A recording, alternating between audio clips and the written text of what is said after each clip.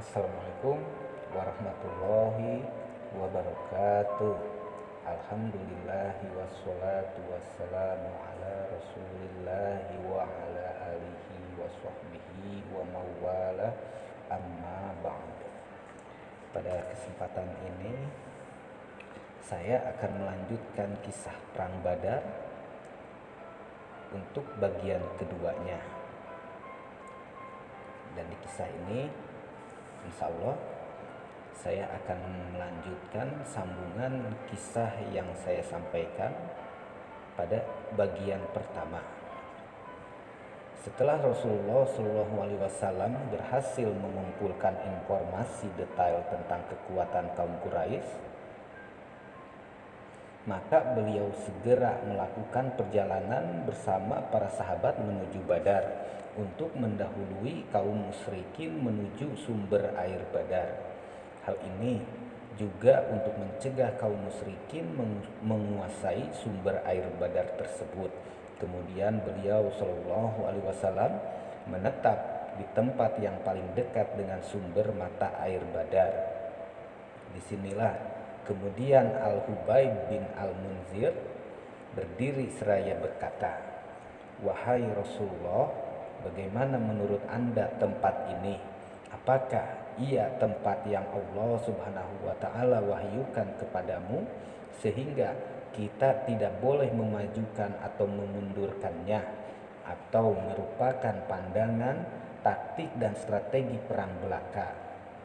Rasulullah SAW pun menjawab, "Ini hanyalah pendapat, taktik dan strategi saja." Lantas Al-Hubayb lalu memberikan sarannya, "Wahai Rasulullah, kalau begitu ini bukanlah tempat yang tepat. Pindahkanlah pasukan ke tempat yang lebih dekat dengan mata air daripada kaum Quraisy. Lalu kita memilih tempat itu, kemudian kita rusak sumur-sumur yang ada di belakangnya. Kemudian kita bangun kolam yang besar dan kita isi dengan air. Kemudian kita perangi kaum Quraisy sehingga kita bisa minum dan mereka tidak bisa minum." Rasulullah SAW pun menyetujui pendapat Al-Hubayb dan memindahkan pasukan sampai ke tempat yang paling dekat dengan sumber air daripada pasukan musuh. Kemudian menetap di situ. Setelah itu mereka membuat kolam besar dan mengeringkan sumur-sumur yang lainnya. Adapun aktivitas sebelum terjadinya peperangan, Nabi Shallallahu Alaihi Wasallam dan kaum muslimin di kancah pertempuran sebelum terjadinya peperangan, ada beberapa aktivitas di daerah tersebut. Setelah Nabi Shallallahu Alaihi Wasallam dan kaum muslimin mengambil posisi lebih dekat dengan sumber mata air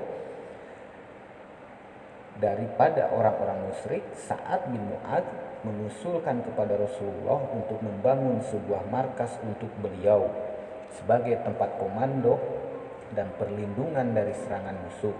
Adapun hal yang diusulkan oleh Sa'ad adalah, "Wahai Rasulullah, tidakkah kita membangun sebuah markas yang dapat engkau tempati, kemudian kita berperang melawan musuh-musuh kita? Jika Allah memuliakan kita dan memenangkan kita atas musuh-musuh kita, itulah yang kita harapkan.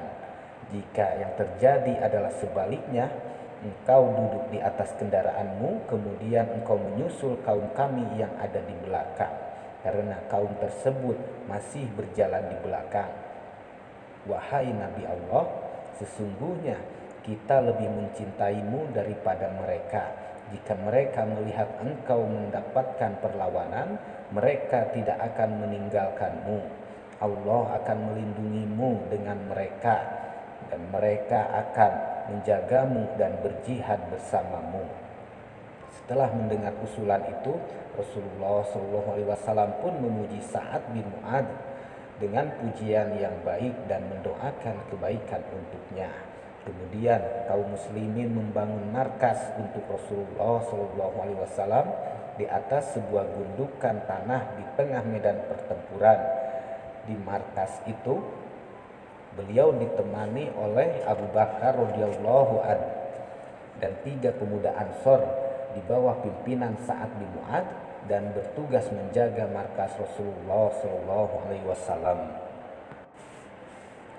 Adapun nikmat-nikmat yang Allah turunkan atas kaum muslimin sebelum terjadinya perang Badar, nikmat tersebut di antara anugerah yang diberikan oleh Allah Subhanahu wa taala kepada hambanya yang beriman pada hari terjadinya perang Badar ialah Allah Subhanahu wa taala menurunkan rasa kantuk dan hujan. Peristiwa tersebut terjadi sesaat sebelum kaum muslimin berhadapan dengan musuh. Allah Subhanahu wa taala berfirman, "Ingatlah ketika Allah membuat kamu mengantuk untuk memberi ketentraman darinya, dan Allah menurunkan air hujan dari langit kepadamu untuk mensucikan kamu dengan hujan dan menghilangkan gangguan-gangguan setan dari dirimu dan untuk menguatkan hatimu serta memperteguh telapak kakimu dan teguh pendirian." Surah An-Anfal ayat ke-11.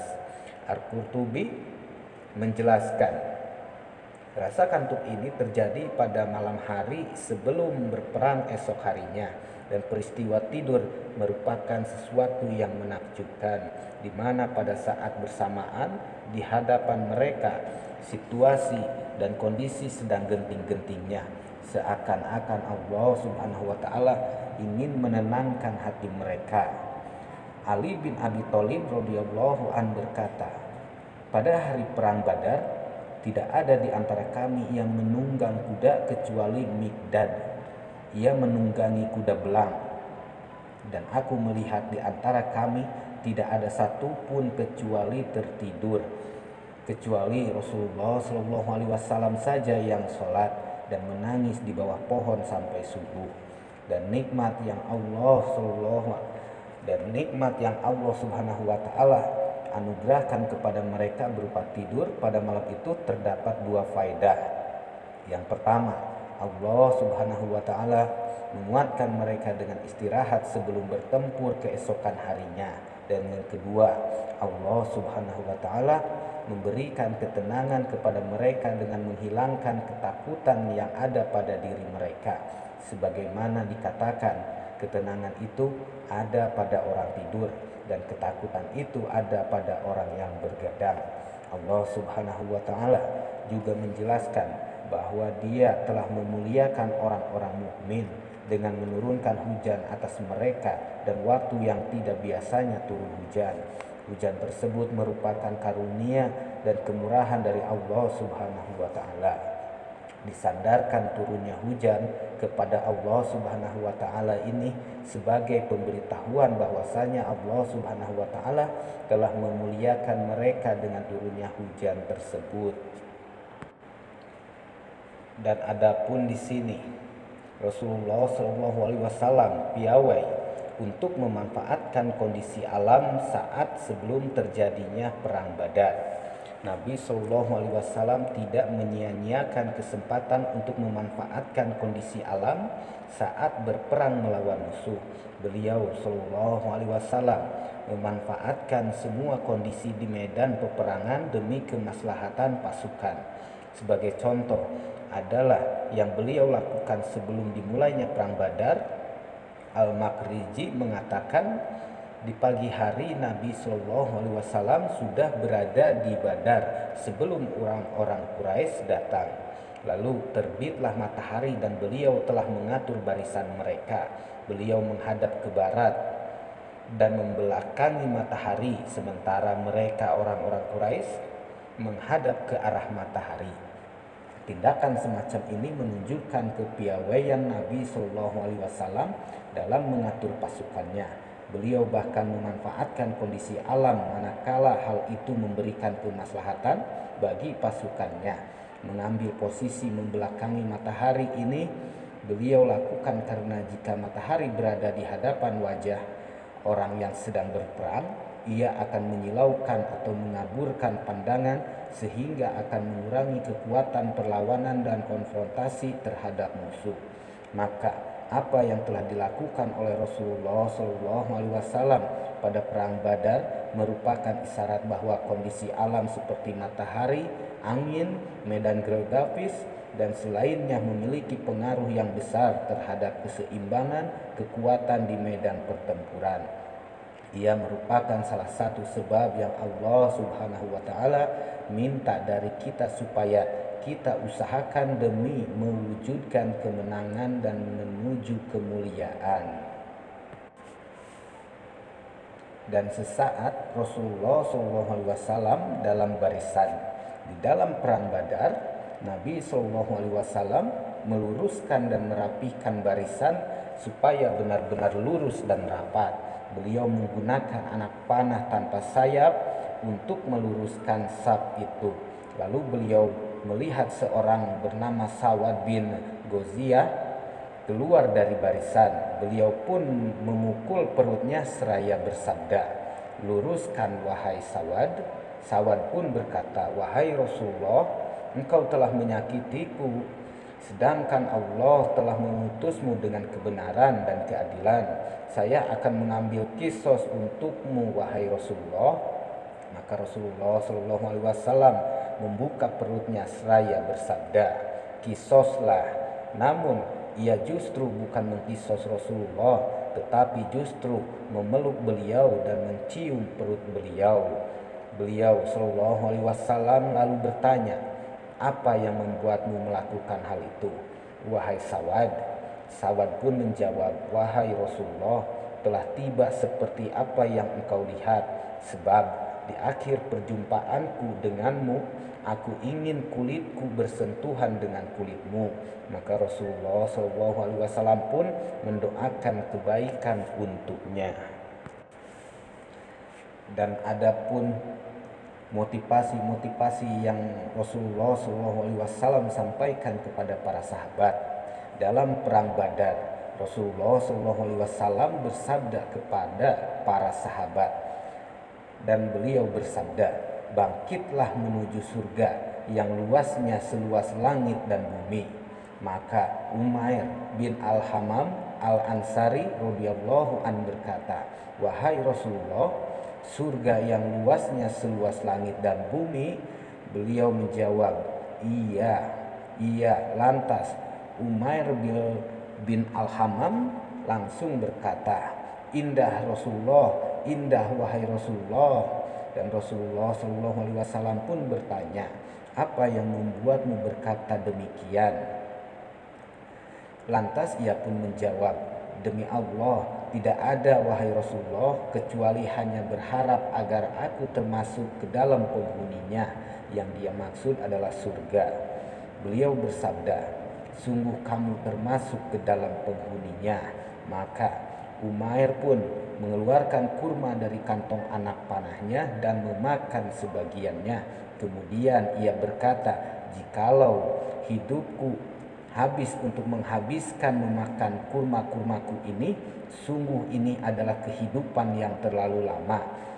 Perawi berkata di sini, maka ia melemparkan semua kurma yang masih ada padanya, kemudian masuk ke kerumunan musuh dan menebas-nebaskan pedangnya berperang melawan musuh hingga terbunuh. Dalam riwayat lain disebutkan bahwa Anas berkata, "Maka ia melempar semua kurma yang masih ada padanya dan berangkat berperang sambil berkata, 'Berlari menuju Allah tanpa bekal, kecuali takwa dan amal akhirat, juga sabar di jalan Allah di atas jalan jihad, karena setiap bekal akan habis, kecuali takwa, kebaikan dan petunjuk.' Setelah itu Umair berperang hingga memperoleh kesahidan." Itulah kata-kata yang diucapkan Umair sebelum menemui kesahidan. Dan adapun di antara bentuk mobilisasi moral adalah Nabi Shallallahu Alaihi Wasallam memberi kabar gembira kepada mereka atau para sahabat tentang terbunuhnya para pembesar-pembesar kaum kafir Quraisy. Dan untuk menambah rasa tenang pada mereka, Nabi Shallallahu Alaihi Wasallam juga menyebutkan tempat terbunuhnya setiap orang-orang dari mereka. Selain itu, beliau Shallallahu Alaihi Wasallam juga memberikan kabar gembira kepada kaum mukminin tentang kemenangan mereka. Justru ini yang pastinya disampaikan wahyu sebelum terjadinya perang Badar. Sebelum dimulainya peperangan, beliau Shallallahu Alaihi Wasallam bersabda, "Bergembiralah wahai Abu Bakar."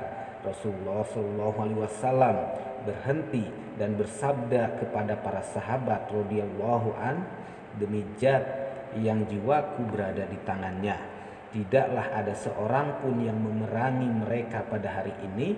Ia berperang dengan sabar, mengharapkan pahala dan terus maju tanpa mundur, melainkan Allah Subhanahu wa taala akan memasukkannya ke dalam surga."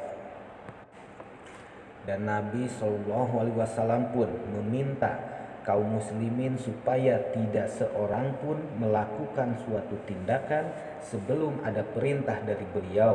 Dari Anas radhiyallahu an berkata, maka Rasulullah Shallallahu Alaihi Wasallam dan para sahabat berangkat hingga mendahului kaum musyrikin tiba di Badar. Setelah kaum musyrikin datang, Rasulullah Shallallahu Alaihi Wasallam bersabda, "Janganlah seorang pun dari kalian melakukan suatu tindakan sebelum ada perintah dariku." Maka setelah kaum musyrikin mendekat, Rasulullah Shallallahu Alaihi Wasallam bersabda, "Bangkitlah menuju surga yang luasnya seluas langit dan bumi."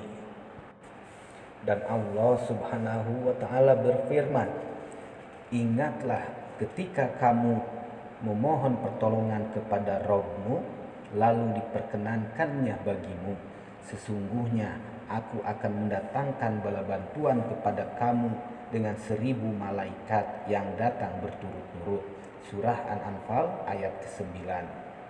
Ketika Nabi Shallallahu Alaihi Wasallam telah selesai mengatur barisan pasukan, memberikan komando dan mengobarkan semangat mereka untuk berperang, beliau kembali ke bangsal atau barak yang didirikan untuk beliau bersama sahabat beliau Abu Bakar radhiyallahu an.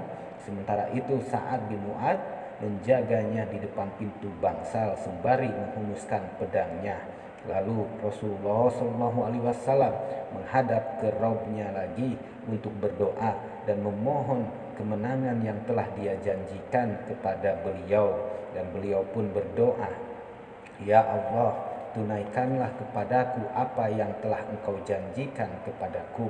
Ya Allah, jika sekelompok pasukan Islam ini binasa, maka Engkau tidak akan disembah lagi di bumi ini selamanya." Nabi Shallallahu Alaihi Wasallam terus berdoa dan memohon pertolongan hingga selendangnya terjatuh, dan Abu Bakar radhiyallahu an mengambil selendang itu dan mengembalikannya ke pundak beliau seraya berkata, "Wahai Rasulullah, cukuplah permohonanmu kepada Rabb-Mu. Sesungguhnya Dia pasti menunaikan apa yang telah Dia janjikan kepadamu." Maka Allah Subhanahu wa taala menurunkan firman-Nya, "Ingatlah ketika kamu memohon pertolongan kepada Rabb-Mu, lalu diperkenankannya bagimu." Surah An-Anfal ayat ke-9. Dan diriwayatkan oleh Ibnu Abbas, ia berkata, Nabi Shallallahu Alaihi Wasallam berdoa pada hari perang Badar, "Ya Allah, hamba memohon janji dan harapan darimu, ya Allah, jika Engkau berkehendak Engkau tidak disembah setelah hari ini."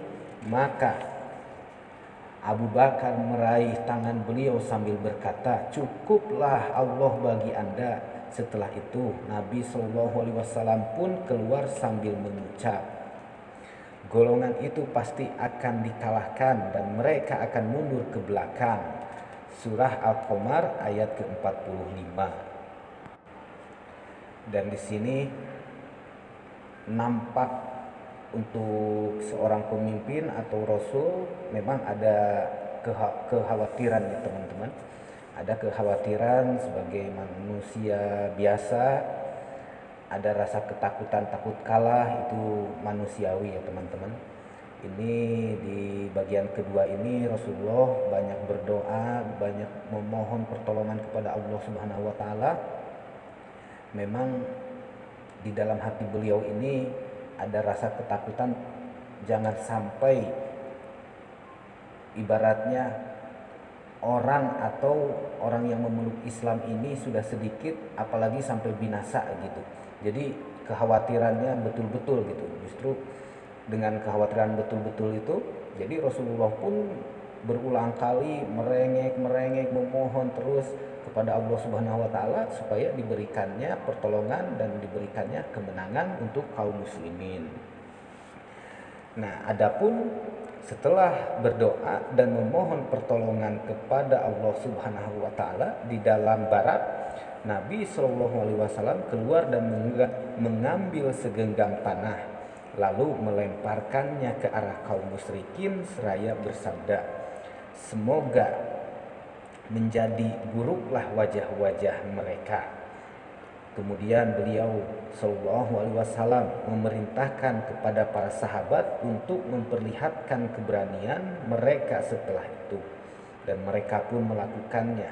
Maka Allah Subhanahu wa taala menyampaikan lemparan tanah itu ke mata kaum musyrikin, dan tak satu pun dari pasukan kaum musyrikin yang luput dari lemparan tersebut, yang membuat mereka lengah dari keadaan sebelumnya. Karena inilah Allah Subhanahu wa taala berfirman, "Dan bukan kamu yang melempar ketika kamu melempar, tetapi Allah lah yang melempar." Surah An-Anfal ayat ke-17. Jadi ketika Rasulullah setelah berdoa barusan, Rasulullah SAW setelah keluar dari tendanya, beliau tuh menggenggam tanah yang memang sudah Allah wahyukan gitu untuk dilempar ke kaum kafir Quraisy, dan lemparan beliau pun walaupun jaraknya lumayan jauh dengan lemparan yang seperti biasanya saja, tetapi Allah menganugerahkannya atau Allah memberikan pertolongan dengan menyampaikannya sejauh mungkin dan merata bertabur di atas kaum-kaum musyrikin, sehingga mengenai mata-mata mereka. Tidak ada satupun yang luput dari lemparan tanah atau pasir yang dilemparkan oleh Rasulullah.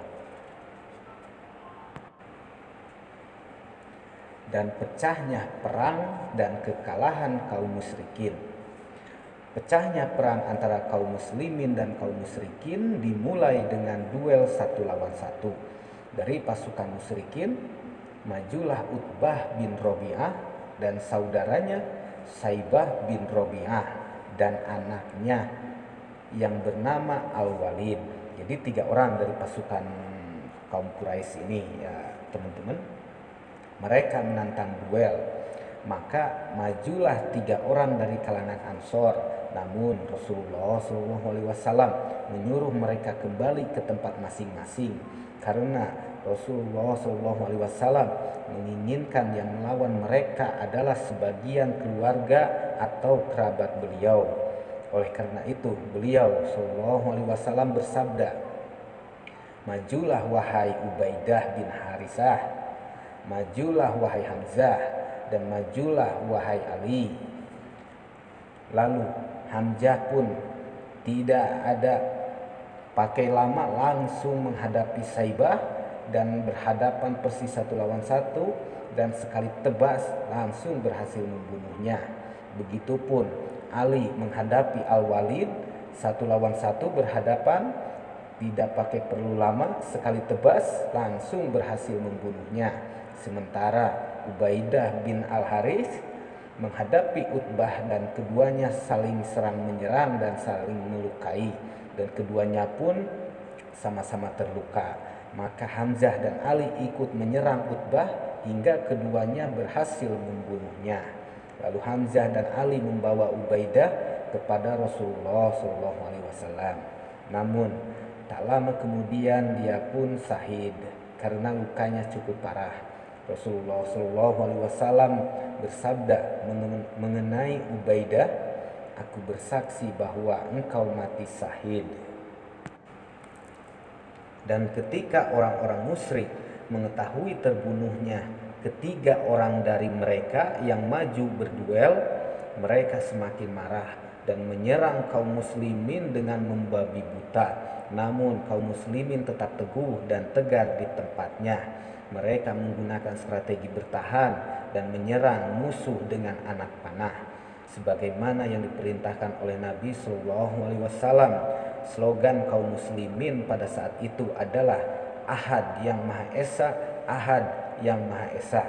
Baru setelah itu Nabi Shallallahu Alaihi Wasallam memberikan komando untuk melancarkan serangan balik sembari mengobarkan semangat mereka untuk bertempur dengan berseru, menyeranglah kalian, serta memberikan janji kepada siapa saja yang berperang dengan sabar dan mengharapkan pahala, maka ia akan mendapatkan surga. Hal lain yang semakin menggelora semangat dan gairah mereka untuk maju berperang adalah ketika mereka mendengar ucapan Nabi Shallallahu Alaihi Wasallam. Kata-kata yang diucapkan oleh Rasulullah, salah satunya, golongan itu pasti akan dikalahkan dan mereka akan mundur ke belakang. Surah Al-Qamar ayat ke-45. Juga karena mereka telah mengetahui dan merasakan akan datangnya bantuan dari para malaikat dan melihat sedikitnya jumlah musuh di mata kaum muslimin serta terlihat sedikitnya jumlah kaum muslimin di mata kaum musyrikin. Jadi di sini teman-teman ada peristiwa seolah-olah di kisah perang Badar ini memang banyak kejadian yang Allah sendiri itu ikut andil di dalam perang Badar ini, atau memang strategi Allah Subhanahu wa taala juga bisa terjadinya perang Badar ini. Jadi Allah Subhanahu wa taala beserta para malaikat itu memang turun langsung atau ikut serta gitu di dalam perang Badar ini. Jadi seolah-olah kaum muslimin itu dilihat kaum musyrikin seolah-olah sedikit, supaya dengan harapan kaum musyrikin ini melihat kaum muslimin yang sedikit, jadi seolah-olah menganggap sepele atau lengah dan tidak berhati-hati. Bisa dikatakan ceroboh. Nah, begitupun sebaliknya, kalau di kaum muslimin melihat seolah-olah kaum musyrikin itu berjumlah sedikit dengan harapan supaya kaum muslimin itu tidak takut atau tidak gentar untuk berperang. Itu salah satunya rahasia Allah atau pertolongan Allah yang dianugerahkan untuk kaum muslimin. Dan adapun ketika terjadinya perang lagi berkecamuk, Abdullah bin Mas'ud berkata, "Aku bertanya kepada salah seorang di sampingku, apakah menurutmu jumlah mereka mencapai 70 prajurit?" Lantas ia pun menjawab, "Menurutku jumlah mereka 100. Lalu kami menawan salah seorang di antara musuh dan kami bertanya kepadanya, "Berapa jumlah kalian?" Ia menjawab, 1000 orang. Adapun firman Allah Subhanahu wa taala yang berbunyi, "Dan kamu ditampakkannya berjumlah sedikit pada penglihatan mereka." Ada yang berkata dari kalangan orang musyrik, mereka ibarat melihat makanan kambing sembelihan atau sedikit. Hikmah dan rahasia ditampakkannya jumlah kaum musyrikin sedikit di mata kaum muslimin adalah untuk meneguhkan hati, menambahkan semangat dan membuat mereka berani melawan kaum musyrikin. Juga untuk mencabut rasa takut dari hati kaum muslimin dalam menghadapi musuhnya. Adapun hikmah diperlihatkannya jumlah kaum muslimin sedikit di mata kaum musyrikin adalah supaya ketika mereka melihat kaum muslimin sedikit, mereka langsung maju untuk menyerangnya tanpa rasa takut, tanpa perhitungan, tidak mengambil sikap waspada, serta berperang dengan tidak sungguh-sungguh. Tidak ada persiapan, tanpa kesadaran penuh dan tidak berhati-hati. Kemudian ketika dua pasukan sudah beradu dalam sebuah pertempuran, baru mereka terkejut dengan banyaknya jumlah kaum muslimin, sehingga nyali mereka mendadak dirundung ketakutan. Kekuatan mereka pun melemah saat melihat banyaknya pasukan yang tidak mereka kira dan tidak mereka perhitungkan sebelumnya. Hal itulah yang menjadi salah satu sebab kekalahan mereka dan kemenangan kaum muslimin. Dan Al-Bukhari, Muslim, Ahmad bin Hambal dan yang lainnya juga meriwayatkan sejumlah hadis sahih yang menunjukkan tentang ikut andilnya para malaikat dalam perang Badar serta ikut menyerang dan membunuh orang-orang musyrik.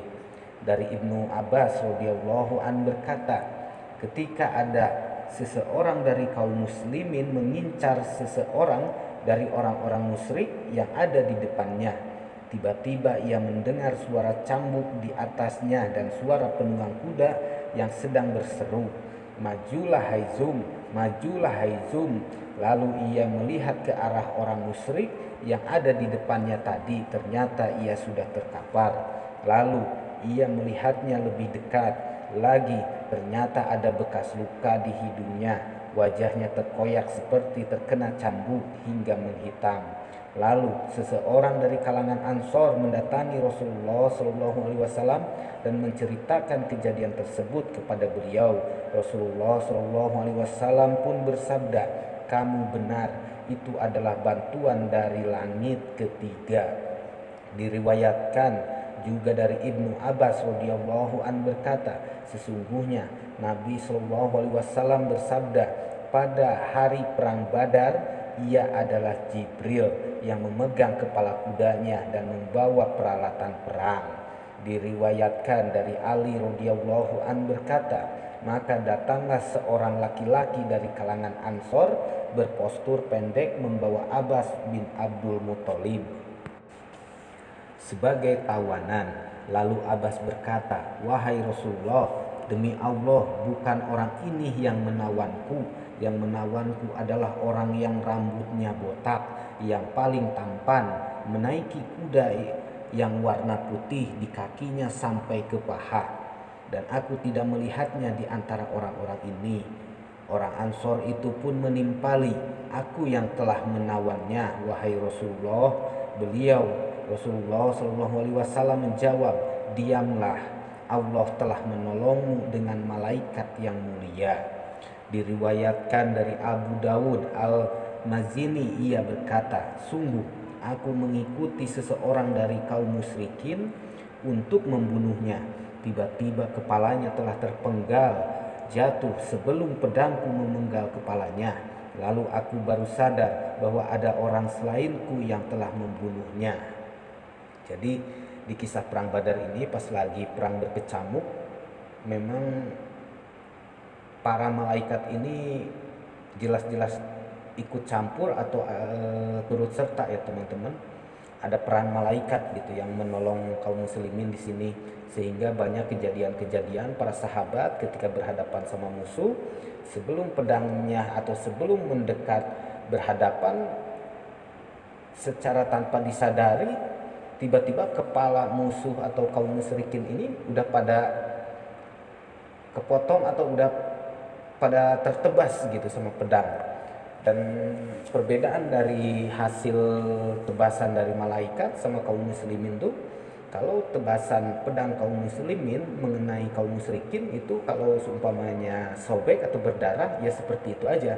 Tetapi kalau dari hasil tebasan dari pedangnya malaikat yang itu memang pedangnya dari neraka, nah itu rata-rata kaum musyrikin itu pada gosong hasil tebasannya itu, dan jari-jarinya itu kelima-limanya itu putus.